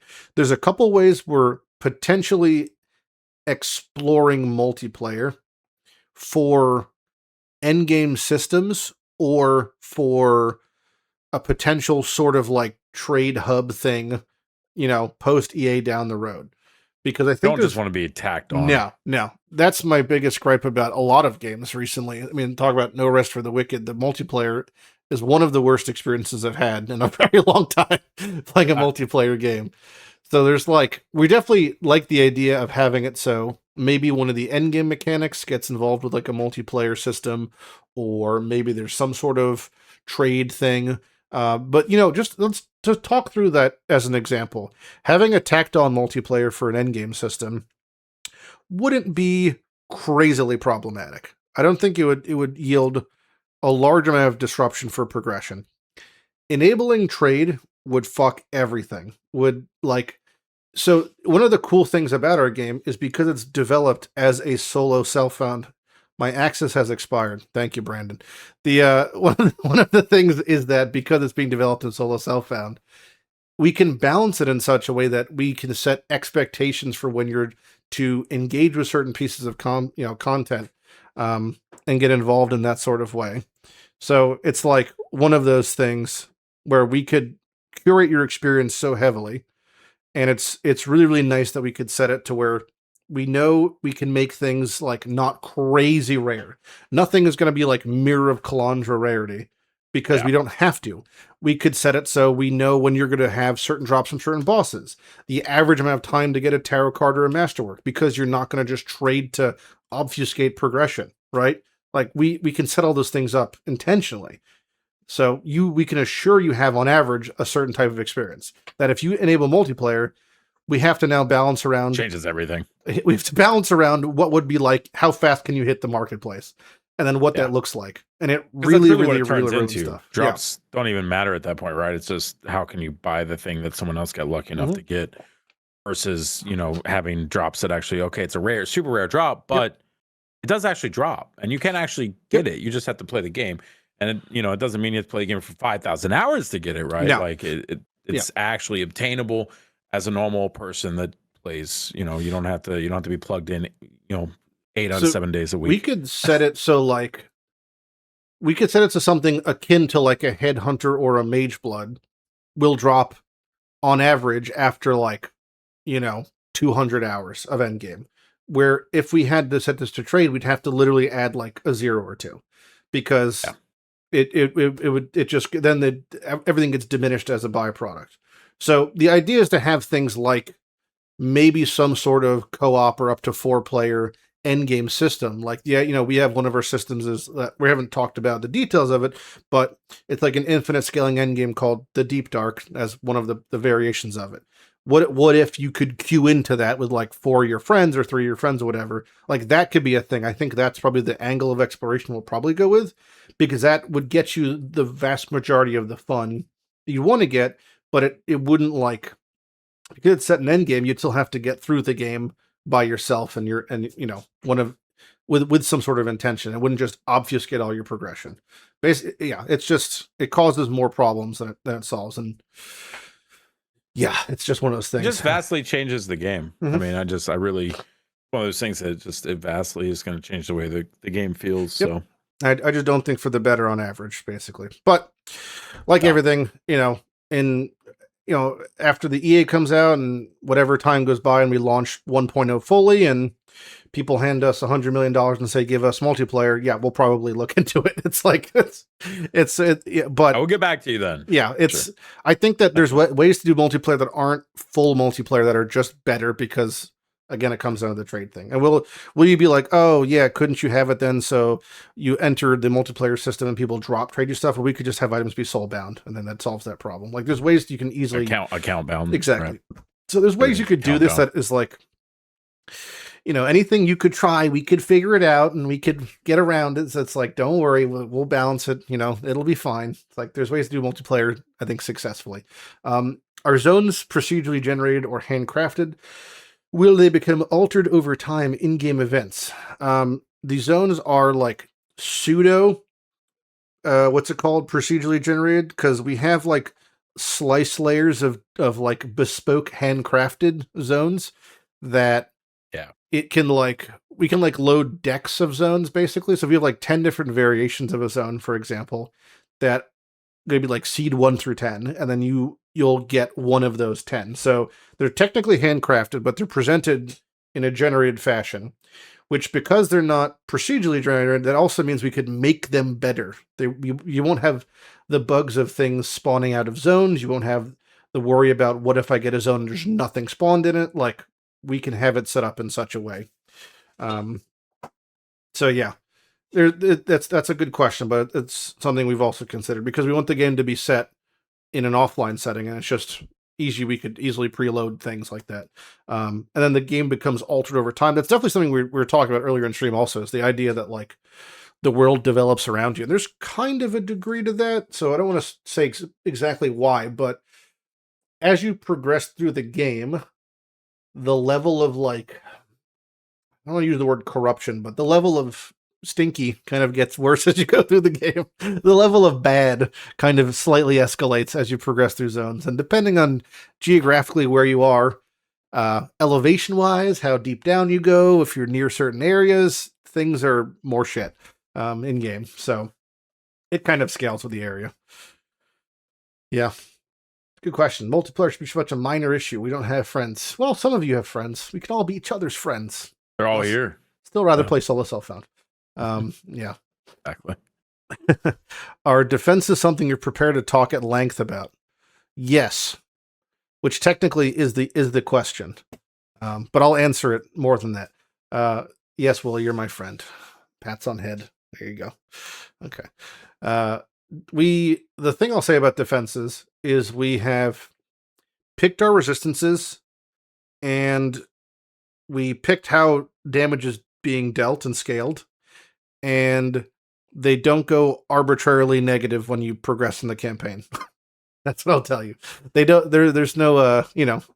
There's no. I killed a cow in Act 2, and for some reason now I'm at minus 60 res. So now swords hurt more. Yeah, but there's resistances. There's certain types of damage, and if you were, for example, to fight a boss that like was mostly one type of damage, and you had a large number of that resistance, it will mitigate that amount of damage by a decent amount to where it feels good. Yes. I know you guys want to keep some of the stuff secret, but are explosives a way to play? Explosives. So, not in the sense that there's like a class who has grenades and dynamite, but literally explode is a glossary tag. So there's ways to have explosions, but not explosives really. You know, just run around throwing dynamite. Yeah. Enemies have them, so we can have like there's dynamite enemies that are trying to suicide at you with a lit dynamite. Yeah. Like there's cool things like that. We do have those, just you won't be doing it. Not at the moment. There's ways. So one of the cool things about having kind of like you know, the indie dev constraints is a blessing, not a curse most of the time. I would say the fact that we have enemies with dynamite means eventually we'll be using that dynamite because we've already made the models and did the VFX and have the SFX and have the code for it. So it like behooves us to be like, oh, well, we'll definitely want to use that because we've already paid for it and built it, right? So we'll definitely have something that does a dynamite thing. And maybe that's something like a masterwork that when you use your movement skill, you poop out a dynamite. Like maybe that's a thing we'll have. So like you drop one while rolling. Just as you dash, you throw a dynamite in or a couple like, directions or something. Spawn dynamite when hit. So you just are constantly dropping dynamites. And then maybe you want to build around being hit. So you increase your defenses to the point where it becomes offenses. Like there's ways we could definitely like that's an easy building block that we'll undoubtedly play with. Yeah, I would say, Gog, why don't you hold off on the resistances because when we get you on here, I was gonna say you guys can delve in deep. I'm just gonna the Gagafied. You're gonna Gagify. You're gonna spew numbers for 3 hours straight. You gotta need like a 4-hour QA though. It's gonna be a long one. I'll make sure I eat dinner before that one. For sure. Yeah, because Gog's got the knowledge. Yes, the specifics of that knowledge. Yes. Yep. But if you're, I will tell you, chat, if you're big into numbers and like want to see behind the scenes, make sure you pay attention for that QA because it's gonna be a good one. Yep, and all the QAs, if you can't make it live, will be up on YouTube, and they'll probably Blaze, who's doing our YouTube shorts and shenanigans, will probably have a specific GOG week of nothing but number dumps, just from YouTube shorts and things. So there's a lot of good stuff there. Here's a cool question. Hi, my degree is in writing in mythology and folklore. I know you have a laundry list of questions, but if you have time, I do. I'd love to know what Southwest regional folklore or cryptozoology creatures have inspired you. Great question. So I'll give you a couple that we are going to have in game, and then I'm not going to tell you about a bunch of others because we have a lot, actually. So first off, we have a incredibly extensive amount of lore and backstory written, and a lot of narrative framework created to allow for expression through cryptozoology, through folklore, whatever. There is a basically, I would say 95% of the in-game pantheon of dark deities and evil is like below table. It's like the in-game world, if you were to look at it as like an iceberg, the people walking around the towns, they don't know about, all the things happening behind the scenes inherently, especially not this stage of the game, of when you would be playing through the game. They don't really know about why there's certain occult things happening, the many, many, many layers down, right? But we're going to have that weird stuff's happening. Yeah, exactly. If a guy like in our trailer is 20 feet tall with carvings on his body and horns, they're just like, that's crazy, right? That like we know that that's somehow witchcraft or something, but I know the why, and it's all written, and there's unironically over 50 pages of it that I wrote for this, so it's like there's a lot of that. So back to and that'll all be accessible for sure on launch. I'm not sure the level of it will be available on EA, but the idea is we have, this might be represented in a few ways, but whether it's like we literally release a book, because at the stage of like, this will be I'll probably have hundreds of pages written by that point of things, in some sort of book form, or it'll all be in the in-game glossary under like the lore tabs. You'll be having it available to read there. And we're also going to have so many scribbles and notes in-game itemized that when you read them, transcribe to your journal. So you pick up, you find in a chest a note scribble that explains a thing, right-click it, poops into your journal, then you could read it there. So it's like there's so much of that in-game, more than I've ever seen in an RPG. Whenever you want. Yeah, you don't have to worry about interrupting the flow of your gameplay. Right? So there's so much of that written, and a couple examples that you see in like the trailer is, hold please. It's somewhere. The fuck is the Wendigo? Oh, okay. So there's a Wendigo. that's a level of cryptozoology. We have a couple extensions of like things that were appropriate. So we don't have like southwestern desert jackrabbit. We have jackalopes because that's like a little twist on it. We have things that are like, you know, there's certain animalistic cryptology where it's like horses, pigs, crows, a lot of warped representations of these. Yeah, so you could just and we do have pausing in game if you wanted to pause and read them, but if you just right click them, it gets pooped to your journal and you could read it there. Because again, like we want you to have the vibe. So like anybody who really, really cares about lore, you will have like a novel's length easily to enjoy. And the idea is that eventually, we could just include that as like a PDF when when you buy the game, right? We could just get a PDF, digital lore book. The Lighty lore book just gets sent to your hard drive. The Lighty digital lore book. Yep. Including like just to give you an example of the level of extent of this, like not only did I create two religions for this, including a Bible, but I wrote an alphabet and we have all the symbology is drawn in-house. So like we have so many layers of lore stuff that you will, if you like that sort of thing, you'll have a fun time. And there's going to be things in game written in like our language that you could then reverse engineer and then read other stuff. So there's like imagine like Harbingers in PoE if they gave a shit about the mechanic and actually finished fleshing it out. An actual one. Yeah.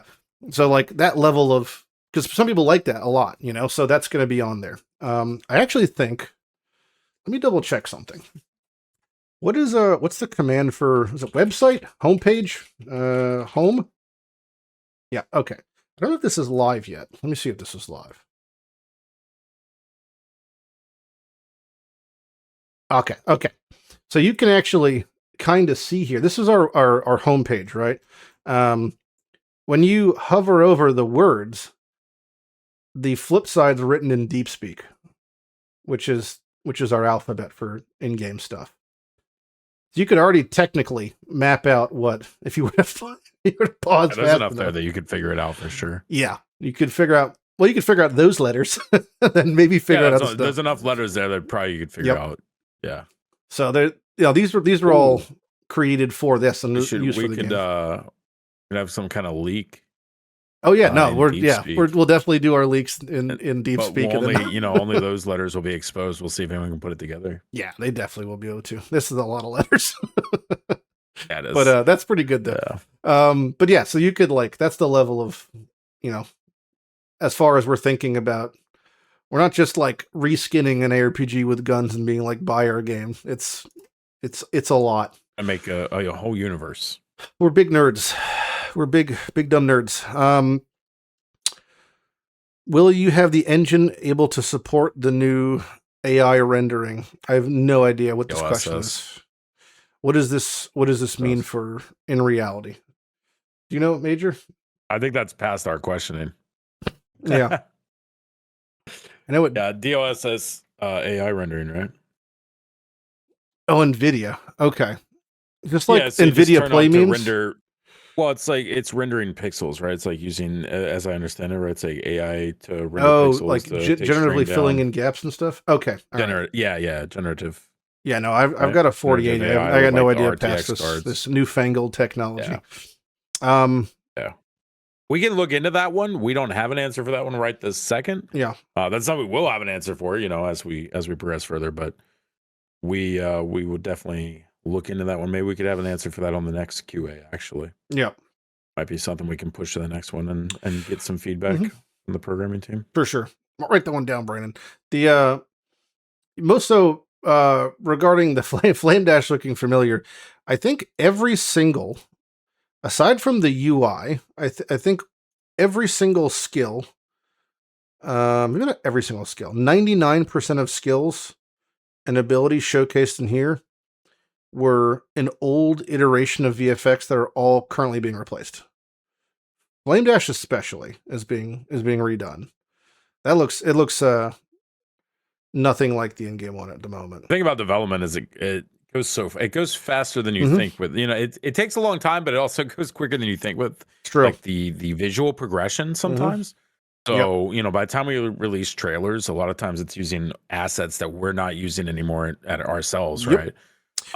Because we progressed maybe, not even just a stage past those, but maybe 2-3 stages past those. So even to the way that like we have the ground rendered or like the rain, like these are all things we're, improving upon, I have no dev check for me. There's no, to my right is a trash can that's been full for a week and a half that I'm too lazy to empty. That's what's to the he's right. lying. I'm in the room with him right now. I didn't change his camera so I just reached out and touched. Yep. See, we're holding hands right now. Oh god. The I know that this ricochet animation that one's current. That one right there with the bullet ricochets. That's I think that's about it. Not much. Some of these assets we haven't even like this occult ground effect with the hands is probably like it's not something that's being actively used because it doesn't thematically fit anything, but that's like right you now. probably would. This is like an old guard of VFX, and even then, like when we have our whatever like in-house demo becomes public for like marketing purposes, that'll probably launch with its own trailer that'll be updated. The EA launch will definitely have its own trailer. I'm assuming we'll have like a bunch of other trailers. Gog said the hand effects I have plans for. Incredibly ominous sounding. I have no idea what's up with that.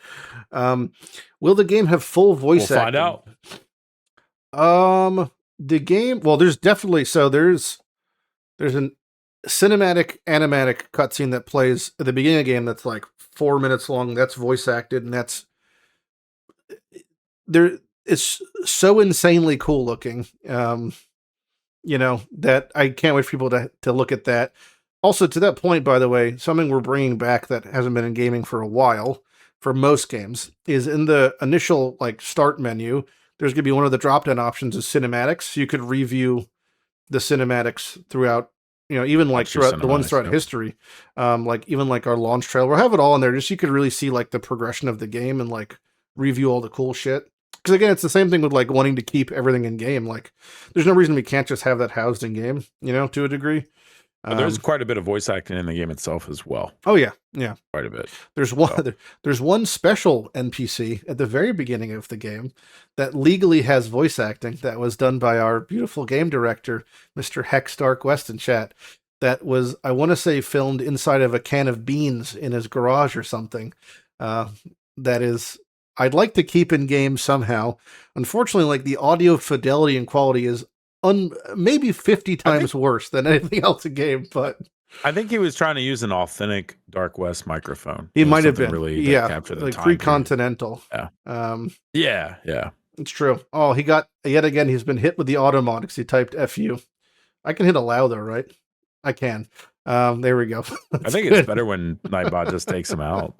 It's kind of becoming a running theme.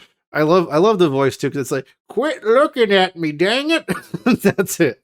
So we're gonna have it set that the first, like in most RPGs when you get presented with your starting weapon for a class, right? We're gonna have it so you definitely have to kill Kevin's voice acted NPC as the first thing. Either we kill him or he dies. It's the best thing for the game. Yeah, we just have to have him get put down immediately, and he drops your starting weapon just to really set the tone, And then after that, you'll be like, wow, all the audio after that one NPC is so good. And it's like, yeah, well, it's hard out here in the West. Killed that bandito and everything was better. Yep. Until you get your first level, killing the poor man. Oh, it's a good meme, though. I'm not even sure what the initial question is. Oh, voice acting. Yeah, that's right. We actually have... we talked about it. There is also other cutscenes and stuff. And I'm trying to pepper in more. But when we talk about like resource gobbling assets, making customly created, voice acted, fully in-house made cutscenes, that's up there. The voice acting is not even something we'll have more of as we go through the the stages of early access. It's something we'd love to have a ton of right now, but like Letty's saying, it's just so resource intensive. At the end of the day, we just want to deliver the best game we can. For sure. Gameplay comes first. Yeah. Add better cutscenes and more of that the lore developing as time goes on. I think one of the things we're going to probably explore more is having like a lot of micro cutscenes for transitional things. So like, I'm not going to say the mechanic, but one of the mechanics you have to get on a thing, then get off a thing in 2 different ways. And I think that's a cool opportunity to have like, a 3-second cutscene. I can't wait to see both the theories sides about this mechanic. Yeah. That's a cool thing we can have probably. We have no idea what it is. There's a lot of things you get on and get off. Could be a stagecoach, could be an elevator, could be an escalator, could be a dirigible, Could be a buffalo. could be the Hindenburg. Who knows? It could be anything. I actually don't remember when the Hindenburg happened, but I think it's after 1870 something. Probably not by a ton though.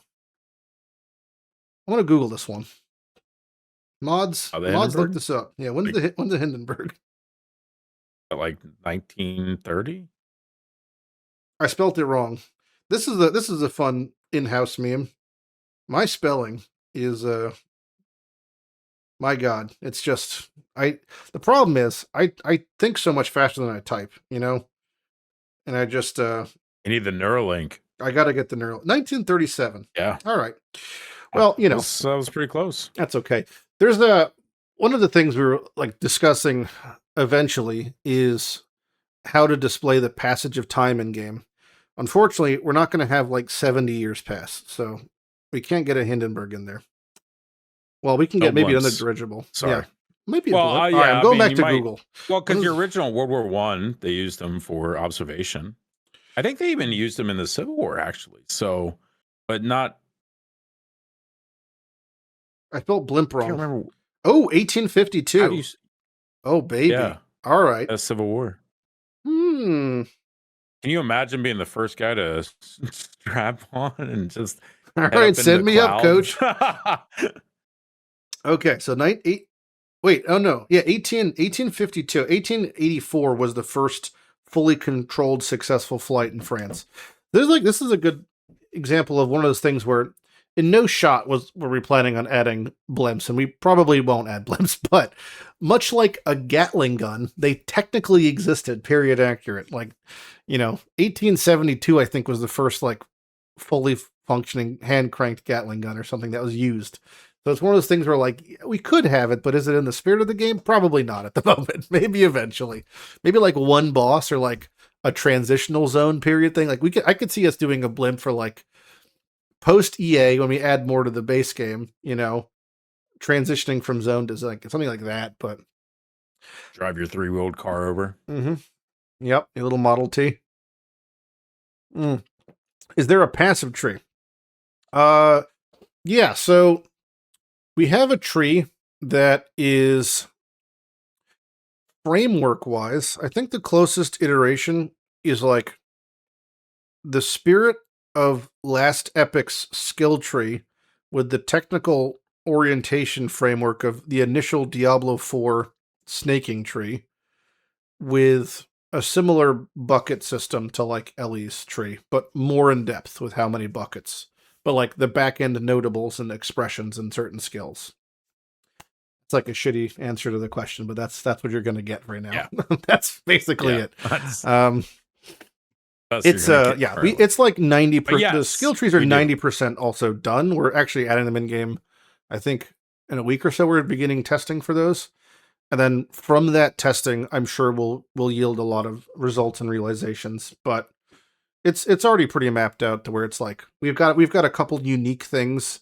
One of them was I don't want to say the specifics, but Sir Gog thought of one about having an alternate area to dump progressive levels of skills, where if you wanted to kind of, how do I explain? It's explaining things without actually talking in English. You could dump excess skill points in certain slots to further not go narrow and deep in a certain skill, but if you just felt like you were lacking in certain areas. But it's not going to be an overarching tree like PoEs. That I feel is mostly negative when it comes to what we're trying to intend to. And also there's a lot of illusion in choice. in the PoE skill tree in general once you get into the specifics of builds where it like, you know, if everyone always travels, like you can check on heat maps is a good example of this. If you have a little bit like the PoE skill tree and look at heat maps, and it's like 90% of people for certain build types go a specific direction, then effectively the skill tree is offline for the rest of that area. So it's like, that's what I I mean. think There's some like, of that too is like, it's almost so complicated that like a lot of people are scared to Sure, branch out sure. of Mhm. what's known, right? And Yep. so it's like there's something. It's cool to have a super complicated tree, and like as an Yeah. avid PoE player that's got thousands of hours, like yeah, makes more sense to me. But like 90% of the community, I don't think get the most out of that type of tree. No. And if anything, they're pushed away from it, right? Yeah, Because it it's does like more harm so than much. good from a, I think. Yeah. Yeah. So we want to make sure you have an ample amount of expression of choice and freedom, but not so much that, you know, Mhm. it's just endless, right? Yep. What type of player base do you target? Well, if you looked at the stream right now, you would say bald men with beards, but we're actually, I think, the only two bald guys with beards in-house. I'm pretty sure. There might be Yeah. others. Oh, we'll have more soon. Yeah, we're gonna not that we're gonna hard. start cloning ourselves, and then A little razor and growing out some hair. I mean, we're there. true. We can No. get Blaze on board. We can have him grow a beard, shave his head. Oh my God, Blaze with a beard would be intense. That'd be Look, a he said look. he's growing a beard right now and already becoming bald. It's true. Just from being here. I think That's- just from being in the stream, probably. Proximity, you know. Oh, C's got a bald head also. Yeah, there's a. But that answers the question. Who are we trying to target with the game? People that enjoy playing good games. That's my answer. How about that for ARPG lovers. Yeah. Game lovers. Yeah, we think that pretty much anybody who plays ARPGs will enjoy it, especially those who prefer to play with a game that has like more depth and in a solo self-found setting. That's like mega targeted, I think, because the game is already innately has both those boxes ticked. So we're also It'd be like, nice to bring in some new players too, right? Oh, for sure. And, I think the you know, level of hopefully approachability the is going to setting be. will do that a lot. The setting will be good. I think the approachability, like we're going to have, it's super on my radar, you know, that we want it to be as easily explained as possible, as understandable as possible, but have so much depth if you want it. So, which is why we have things like the glossary, things like the way that we're displaying items with keywords, and you can hold Alt and show advanced explanations, and even how like DPS is calculated and shown. It's like, we're going to have it all. We're going to have it all there. Yep. Is there something akin to maps in Endgame?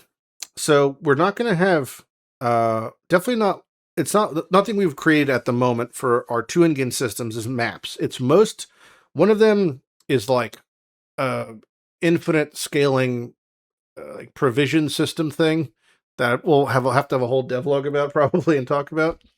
And the other one is closer to PoE 1's initial Maelstrom of Chaos. So like a infinite instance slice that is scaled relative to level within a range. So it can express mechanics and system-wide mechanics. So like imagine a map in PoE that you just could infinitely use and that had random shit inside of it. Kind of, you know? That's a good way. The question earlier, Ash, we did kind of answer that, which is the character models as of right now are just, we have like 3 dudes because that's how they were modeled, but we're going to have other character classes. Like they're not, like they're character classes with names and identities, just to clarify. So it's not like we're not just picking the gunslinger. It's Kane the gunslinger who has a backstory and has stuff. The other 2 characters are also named. The only thing that's known amongst that is the class is called the Padre, but his actual name and specifics of his backstory are not public facing. It's all written. It's all internally written. We have all that done. It's just not, you know, you'll have to see when you get there. But yeah, so it's not so much as like you're just picking an occupation. It's an occupation or identity that comes with a specific person. And that specific person has like, you know, tie-ins and stuff. Yeah, each one is a playable character class. Yep. The Gunslinger. And also his name, he has no last name, or maybe he has no first name. He's just Kane. That's just who he is, you know? Yeah, you're playing the specific characters. A dude. That's him. That's his vibe. But yeah. And then we're going to, obviously we'd like to have, you know, a more female representation in the other classes, or maybe we end up doing, you know, maybe we end up doing a different way. We make, if we had infinite resources, maybe we do have like an A-B thing for each class, and we'd have to remodel everything, but add a second thing. But it's definitely like, it's way more work to do too. So talk about like coming from the resource management from indie company pre-EA and trying to launch like that, you know, it's like, it's definitely, we'd love to.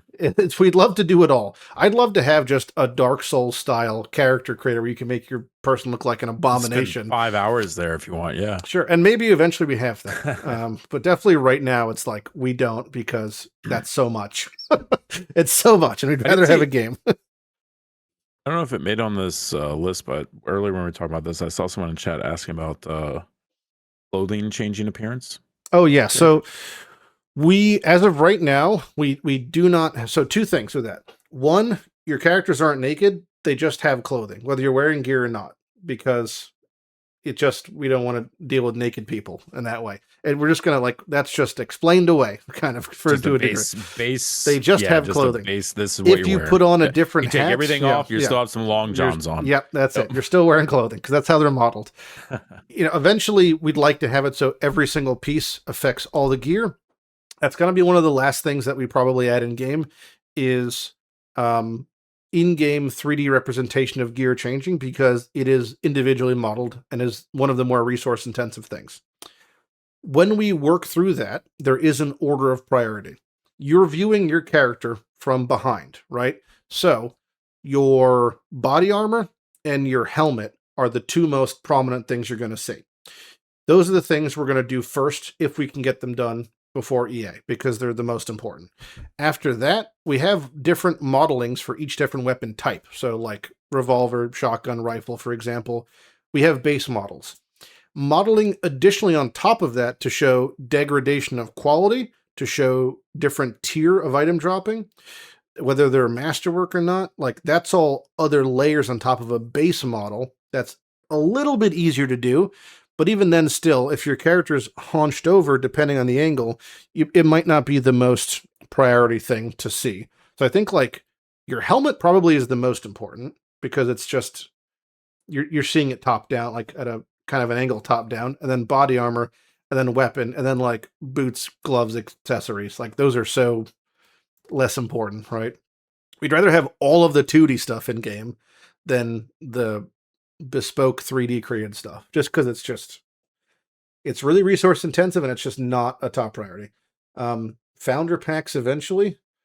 I don't know what iteration of pre-EA or marketing we're going to do for that, but we're exploring a lot of different avenues. We know the game will have a price tag. We know it's not going to be like super crazy high, and we know we're going to have a lot of content, and people want to purchase founder packs and somehow get involved with that. We're definitely going to explore that optionality at a variety of price points, especially ones that like give you extra CD keys to give away. That's a common thing people do, or ones that have monetary goods that are like merchy things or gamey merch things. Or like Lighty's lore book printed. Lighty's lore book printed out. Yeah, like one of the things we talked about was we have been like recording our concept art journey, right? So like some of those things in a nice, you know, thing. We're probably not going to have MTX in game to that degree, but like some of the examples of things we might have is, you know, a much higher tier supported pack. We might have an amount of masterwork slots allocated for that kind of eventuality. So like, and it would be involved around like, you sit down with me and, or, you know, and whoever, like myself and GOG, for example, like for an hour or two, and we work through creating an item of your choosing at some whatever atrocious price point that sort of things cost. You know, I think it was PoE had like $2,000 for making uniques. Probably not that much, but we don't know specifics yet, but that sort of ideology we'll definitely explore, because there's people that want to do it, and then we're going to have the optionality to facilitate those sort of people if they want to do that sort of thing.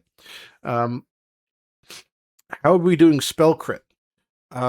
Base crit for spells, does it come from whatever? Yeah, we have critical strike chance, and then there's critical bonus damage.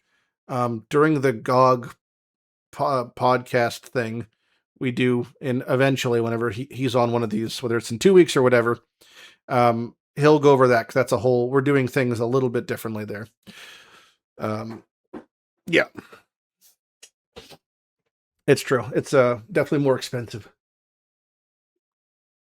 That'll be a whole crit conversation. Crit's more of a conversation. Do I have to sell bathwater? Yeah. What am I looking at in chat here? That's what they're working on. Oh, right no. now. We're just trying to raise funds for the game. You're not opposed, right? Yeah. I mean, I'm on team. Do I have to get in the bath? I guess in this example, I do. Yeah. You're jarring my It's your coffee bath beans. Oh man, it's like that cat. The civet that eats the beans and then poops them out, and they have to Capulua, I think it's called. Cat poop coffee. Yeah, I know exactly what you're talking. Oh, good. Yeah. On the subject of models, are you considering scalability in the future, not having to deal with the PoE's duelist being the only lefty for skills? So yes, and we're thinking about it from a different perspective. The reason that most one-hands are being left first is because then we retain the option for offhands in the future.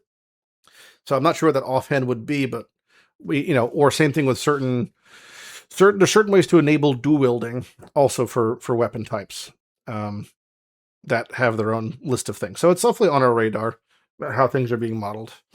Yeah. What's your stance on skill ability commitment? Can movement skills override attack animations? Yes. So we have a couple things we're working with this, which is a combination of ability and animation queuing and ability and animation canceling. So if you're in the middle of channeling something and you were to hit a movement speed, it would cut your channel short and you'd do the movement thing. Like that's going to be having priority over like you channeling something. Because we don't want it to be canceled by just you hitting WASD. But if you want to cancel it, like re-clicking the skill will cancel, but also you could use a movement skill and like a moment of precision to like override that. So there's a couple ways you could do it. I mean, if you just lets you get out of bad situations. Yeah, if you overextend it and you're just about to be in the shit, from a big boss ability, there's time to get out of there. Yeah. If anybody has any final questions, now's a good time to ask, as we're nearing the old 2 hour. Well, actually, we're technically past it, but we're nearing the end of whatever. Is there a passage tree? That one we already answered, but I'll answer it again in a more succinct fashion. Yes, but not PoE style. It's more like Last Epic's framework mixed with Diablo 4's positioning. So not quite the same, but close-ish. There's a question in the QA channel about turning off damage numbers optional. Yes. We have the menu I've written, and the amount of toggleable settings is massive. A lot. Massive. It's like something like there's... I think Lighty went through and researched like every other ARPG on the market. Not only did I boot up and look at every other ARPG on the market, but I looked at hundreds of add-ons for World of Warcraft, for RuneScape's RuneLite plugins, just any amount of quality of life and system methodology you can think of for menuing. I looked at and I scoured for the best iterations of all these things. Yeah. And multi-classing or nah. You pick a class and you have that thing, but there's very little aside from the innate talents a class has, and then their talent expressions, you can't emulate in some way on other classes. There's a lot of mingling and dipping and mixing, a lot of tie-dye going on. So like, to where an example I'll give you, which works for most everything, is if an item were to give you levels in a skill, by gaining levels in a skill, it also enables the base version of that skill. So if I was playing a gunslinger and I had something that gave me +3 levels of flame dash that doesn't do nothing, I now have flame dash at level 3. So I can now also use flame dash if I wanted. And we designed it this way to make it so there's no class exclusive base items, basically, right? You can then dip into whatever if you really like something, or maybe it augments things a certain way. You know, movement skills will share a global cooldown, but if you like, I really love the gunslinger, but I hate his shadow step and dodge thing, I would rather flame dash, you could, that's a thing. You know, so there's options for stuff. Player expression. Big express. Are you able to speak about potential crafting methods and currencies? Yeah, so we have an ever-growing list of currencies, but there's a couple things, I guess, really, I mean, I could talk about it, but the way that is best spoken about it is we want the vast majority of the upgrades and loot to come from the ground. So one of the ideologies we follow when it comes to currencies is currencies cannot remove or replace modifiers. That way, you know, we want the power to be in acquiring items, less in perfecting them from the ground up from crafting. And we want them to be augmented and enhanced, not just replacing everything from scratch. So that's how we're looking at the crafting currencies. If there's any last questions, we can do like one or two more, and then we'll wrap it up. What is that? $2 billion. Am I making a second? If we have $2 billion, Like a third. well, we'll try to convince Kevin. Try to convince Kevin of it. The dot question, I definitely did answer this earlier. Unless you mean like about the rollover value for damage over time, like if you have 200% burned, you do 2 burns. Like, we're not doing that innately, but there's each dot has different rules and different things. So what I can tell you about that is like bleeds stack a lot and like burnings don't, and then other curse dots do different things, and it's just all kind of different. Auto cast, can you include something so you don't have to use numlock trick? Well,